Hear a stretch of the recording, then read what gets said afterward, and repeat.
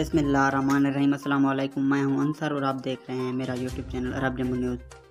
10 लाख से ज़्यादा नशावर गोलियों की स्मगलिंग नाकाम, 141 अफराद गिरफ्तार। सऊदी अरब के सरहदी मुहाफ़िज़ों के तर्जमान कर्नल मुज़फ़्फ़र अल कुरैनी ने कहा है कि 10 लाख से ज़्यादा नशावर गोलियों और 2495 किलो हशीश की स्मगलिंग की कोशिश नाकाम बनाई गई है। सरकारी खबर एजेंसी एसपीए के मुताबिक तर्जमान मुज़फ़्फ़र अल कुरैनी ने बताया कि जाज़ान, निजरान, उसेर, मक्का मुकरमा, अल जूफ रीजनों में बरी अल बहरी दस्तों ने 12,14,966 नशावर गोलियों, 2,495 किलोग्राम हशीश, 75 टन 474 टन कात नशावर पत्तों की स्मगलिंग की कोशिश नाकाम बनाई है।